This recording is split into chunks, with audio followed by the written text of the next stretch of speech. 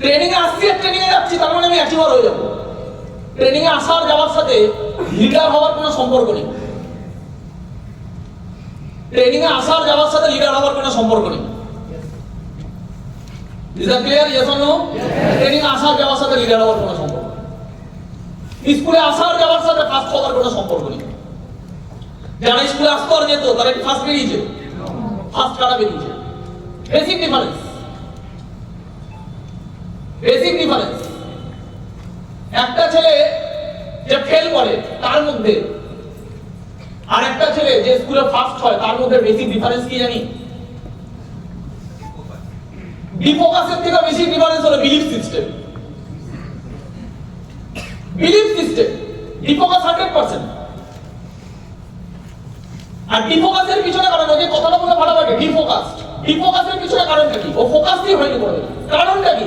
কারণটা হলো পড়াশোনা বছরের পর বছর করছে, হোয়াই ক্লিয়ার নেই। দেখ আমি পড়াশোনাটা করছি কেন?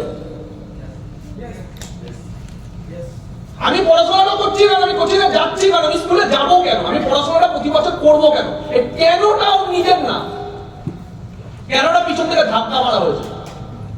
মা বাবা সারাদিন খাটছে, পয়সা খরচা করে ছেলেকে নিয়ে স্বপ্ন দেখছে আমার ছেলে পড়াশোনা করবে। মা বাবার ধাক্কা, ওর নিজের ভেতর থেকে আসেনি যে আমার দরকার। কি মনে হয় কথাটা ঠিক বললাম না ভুল বললাম?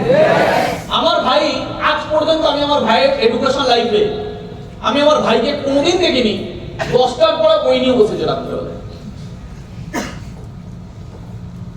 পরীক্ষা কালকে বেলা হলো, আজকে 10টার সময় ঘুমাবে তো ঘুমাবে। আমি আমার ভাইয়ের মধ্যে কোনোদিন দেখিনি বছরের শুরুতে, বছরের মাঝে এবং বছরের শেষে কোন রকম মানসিক চেঞ্জেস এসেছে। বছরের শুরুতেও ক্যাজুয়াল, বছরের মাঝেও ক্যাজুয়াল, আর পরীক্ষার আগের দিনও ক্যাজুয়াল। এটা কি কথাটা বোঝা যাচ্ছে? হ্যাঁ। তাহলে ওর পড়াশোনা নিয়ে বেশি সিরিয়াস কে? ও না, ওর পড়াশোনা নিয়ে বেশি সিরিয়াস হলো আমার মা। তার মানে ইমোশনটা কার? মায়ের। ইমোশনটা মায়ের, ইমোশনটা ওর না। ইমোশনটা মায়ের। বিকজ ইমোশন এই কারণে, কারণ আমার মা চায় যে আমার ছেলে পড়াশোনা করুক, তার পিছনে একটা কারণ আছে। কেন চায়? আমার ভাই কোনোদিন সিরিয়াস হলো না, কারণ ওর কাছে কেনটা ক্লিয়ার হলো না 10-15 বছর। কেন করতে হবে তোকে? কথাটা বোঝাতে পারছি না? বোঝাতে পারছি না? কথাটা বোঝাতে পারলাম? হ্যাঁ কি না? তো কি ফোকাস কেন? কারণ জানি না আমি কেন করছি। হ্যাঁ কি না? ইয়েস। সেকেন্ড, এই ডিফোকাস থাকতে থাকতে একটা হ্যাবিট তৈরি হয়ে গেছে। এখানে যখনই ডিফোকাসিং চলে আসবে, মানুষ ওরকম ক্যারেক্টার হয়ে যাবে। আর ওই ক্যারেক্টার হতে হতে মাইন্ড ওইভাবে প্রোগ্রামড হবে। আর ওই মাইন্ড ওইভাবে প্রোগ্রামড হতে হতে ওর একটা বিলিফ সিস্টেম তৈরি হয়ে যাবে যে আমি এরকম। ওকে পৃথিবীতে আর কেউ বড় করতে পারবে না, কারণ ও বিলিভই করে নিয়েছে আমি কোনোদিন টপার হবো না। আমি টপার হওয়ার জন্য নাই, আমি টপার ম্যাটেরিয়ালই না, এটা বিলিভ করে নিয়েছে। ও কোনোদিন বুক বাজিয়ে বলতে পারবে না যে এই পরের বছর আমি স্কুলে টপ হবো, পারবেই না।